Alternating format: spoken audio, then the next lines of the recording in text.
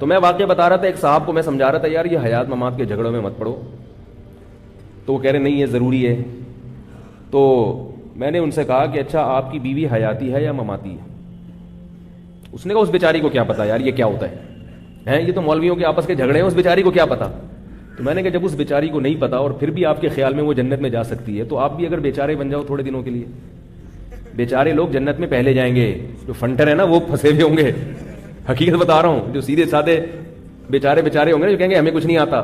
تبلیغ والوں کی ایک سب سے بڑی خوبی کیا ہے، وہ اپنے آپ کو کبھی بھی عالم مفتی نہیں مانتے، بلکہ ان کے تو علماء کو بھی ہم نے دیکھا ہے کہ آپ اگر مسئلہ پوچھنے جائیں نا کسی تبلیغ میں کسی عالم کے پاس، تو وہ اپنے سے سینئر کی طرف کہتے ہیں بھائی ان سے پوچھو، مجھ سے نہیں پوچھو، میں کچھ نہیں ان کے مقابلے میں، ان سے پوچھو ان سے. یہ ہم نے دیکھا ہے اور میں نے اپنے بزرگوں میں بھی دیکھا ہی ہے. ہمارے ہاں جامعۃ الرشید میں یا پہلے دارالافتاء والارشاد میں جب کوئی عامی شخص مسئلہ پوچھنے کے لیے آتا تھا، تو اگر کوئی بڑے بیٹھے ہوئے ہیں تو جو چھوٹے عالم سے اگر پوچھ رہا ہے نا تو وہ غصے ہوتے تھے کہ جب یہ بیٹھے ہوئے ہیں تو مجھ سے کیوں پوچھ رہے ہو. ادب تمیز معاشرے میں ختم. اور اب کیا اب جو چل رہا ہے نا معاشرے میں وہ کیا چل رہا ہے، ان سے کیوں پوچھ رہے ہو، میں ہوں قرآن حدیث کے مطابق بتاؤں گا. میں بتاؤں گا کس کے مطابق؟ قرآن. باقی سارے پکوڑے بیچ رہے ہیں، میں بتاؤں گا. بلکہ سب سے پہلے تو ہم نو وارث شخص کو بتاتے کہ جو قرآن حدیث کے مطابق بتائے اس کو بتاؤ، اس سے پوچھو. لیول بہت اچھا ہے، مگر اس سے آپ بدگمان کر رہے ہیں کہ میں ہی صرف قرآن حدیث کے مطابق بتاؤں گا، باقی کیا کر رہے ہیں، پکوڑے بیچ رہے ہیں. وہ بے وقوف ہیں. تو فرقواریت اس سے پھیلتی ہے کہ آپ اپنے آپ کو دنیا کا سب سے بڑا فنٹر سمجھنا شروع کر دیں. اور پھر ایسے جاہلوں کا علماء جواب نہیں دیتے تو یہ اور چوڑے ہو جاتے ہیں. علماء اس لیے جواب نہیں دیتے کہ علماء ہمیشہ اپنے لیول کے آدمی سے بحث کرتے ہیں. دیکھو ایک بڑی دلچسپ بات آپ کو میں بتاؤں جس سے آپ کی سمجھ میں یہ بات آئے گی اچھی طرح. قرآن مجید میں اللہ تعالیٰ کا ارشاد ہے وَلَوْ تَقَوَّلَ عَلَيْنَا بَعْضَ الْأَقَاوِيلِ لَأَخَذْنَا مِنْهُ بِالْيَمِينِ ثُمَّ لَقَطَعْنَا مِنْهُ الْوَتِينَ.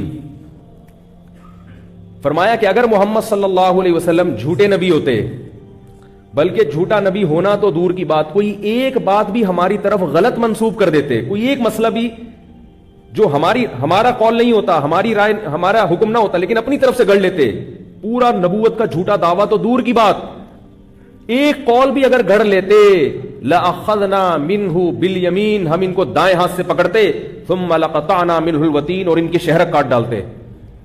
پنپنے نہیں دیتے ہم ان کو. تو مرزائی جو ہے نا، جو غلام احمد قادیانی کے مریدین ہیں، جو اس کے جھوٹی نبوت پہ ایمان لانے والے، وہ اس آیت کو پیش کرتے ہیں مرزا غلام احمد کی نبوت کے حق میں. توجہ ہے آپ حضرات کی؟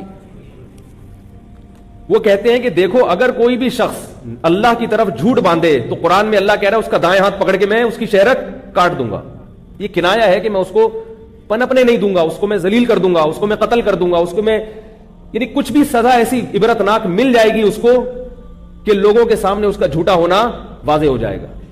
کہتے ہیں مرزا کو تو نہیں ملی.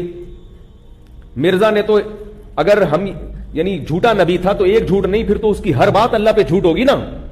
تو اتنے کروڑوں جھوٹ اس نے بولے، پھر بھی جناب دیکھو اس کے خلفاء لندن میں کیسی حکومتیں چل رہی ہیں ان کی،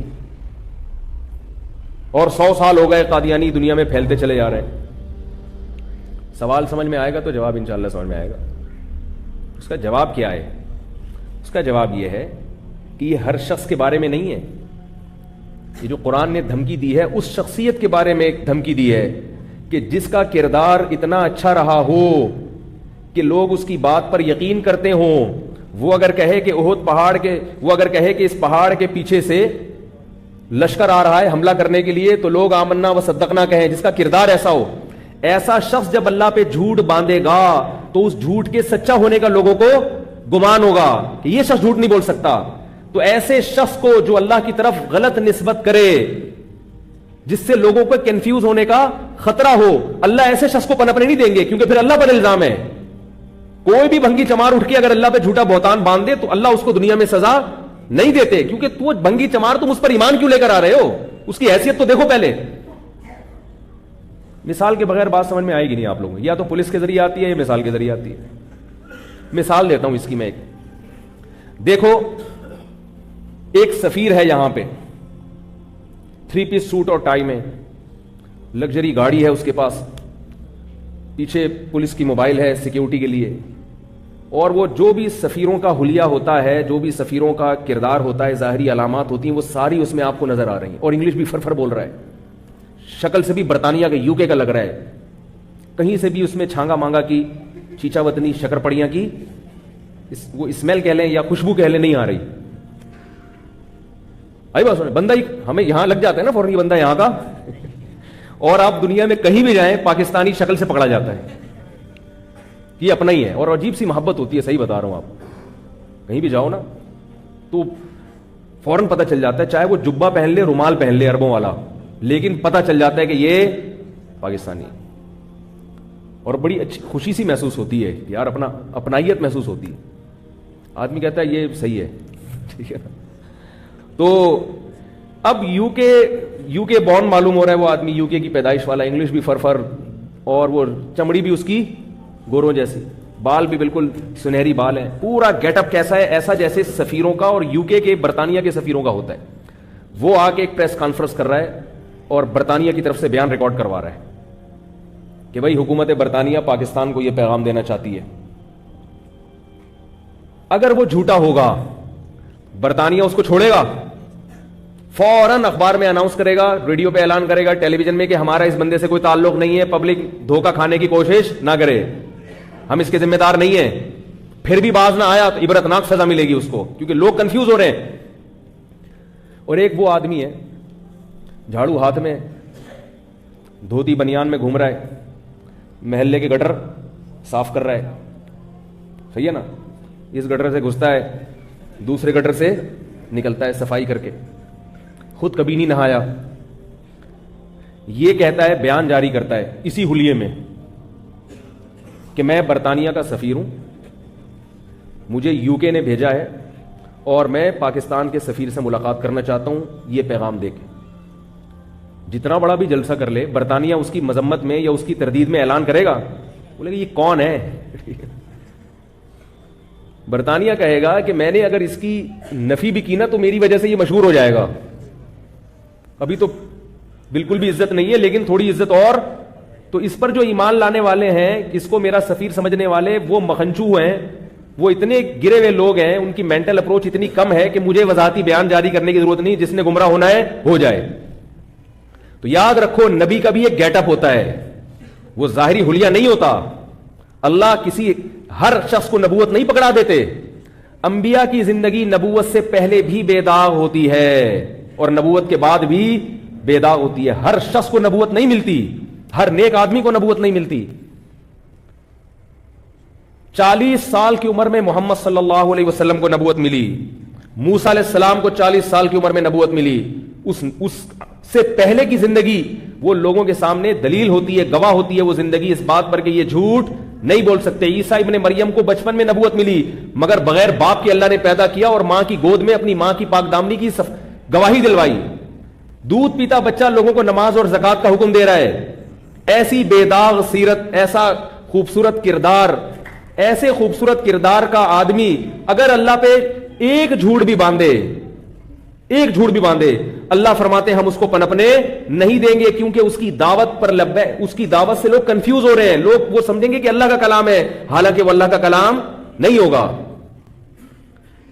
رہا مرزا غلام احمد قادیانی کا معاملہ, تو اس کی سیرت بے داغ بولو بھائی نہیں, کیونکہ ایسا شخص ہی نہیں تھا کہ اس میں کوئی ایسی چیزیں ہوں کہ اس کو دیکھ کر اس پر لوگ ایمان لے کر آئے. اس کی کیا دلیل ہے کہ اس کا کردار خراب تھا؟ سوال پیدا ہوتا ہے. بھائی بات یہ ہے کہ مولوی صاحب آپ کو کہاں سے پتا چل گیا؟ آپ کیا مرزا کے دور میں پیدا ہوئے تھے؟ ہے بھائی, آپ کو کیسے پتا چلا کہ اس کا کردار بہت اچھا تھا, وہ نیک آدمی تھا, اس کی نیکی اور طہارت اور تقوی کی وجہ سے اللہ نے نبوت اس کے شانے پہ رکھ دی.